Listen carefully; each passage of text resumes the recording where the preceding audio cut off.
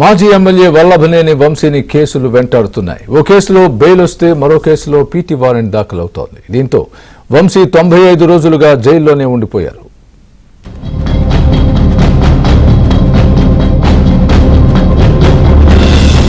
గన్నవరంలో 2019 ఎన్నికల్లో తెలుగుదేశం పార్టీ తరపున గెలుపొందిన వల్లభనేని వంశీ ఆ తర్వాత కొద్ది నెలలకే వైసీపీలో చేరారు.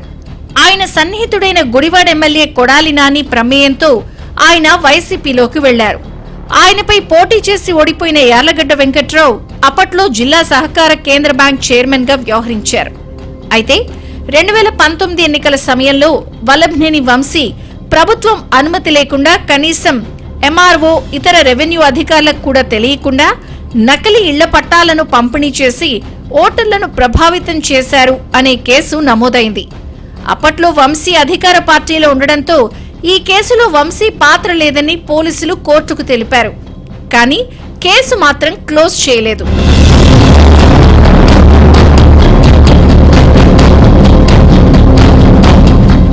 అయితే ఆ తర్వాత తెలుగుదేశం పార్టీలో యార్లగడ్డ వెంకట్రావు చేరిపోయారు.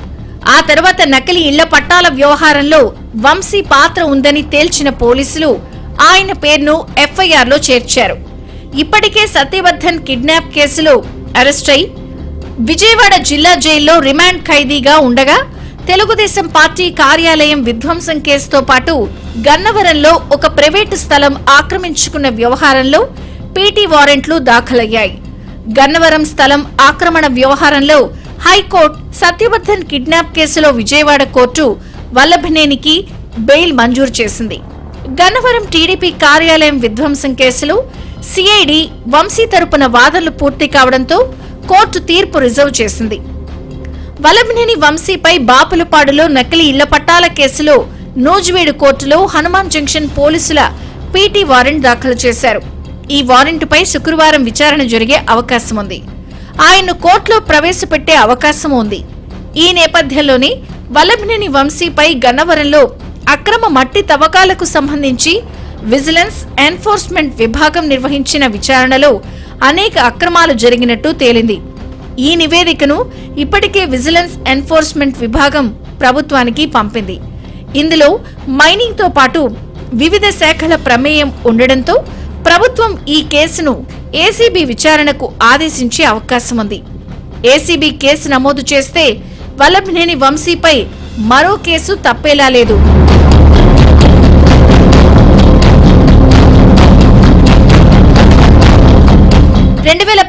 నుంచి 2024 వరకు గన్నవరంలో వల్లభనేని వంశీ మాట్లాడిందే వేదం.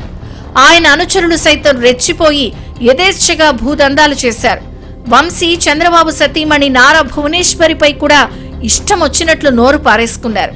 దీంతో తీవ్ర మనోవేదనకు గురైన చంద్రబాబు శాసనసభలో వెక్కి వెక్కి ఏడవడం అప్పట్లో సంచలనంగా మారింది. దీంతో కౌరవ సభను గౌరవ సభగా మార్చే వరకు అసెంబ్లీలో అడుగు పెట్టనంటూ ఆనాడు చంద్రబాబు శపథం చేశారు. ఏదేమైనా వంశీని కర్మ వెంటాడుతుంది అని టీడీపీ నేతలు అంటున్నారు.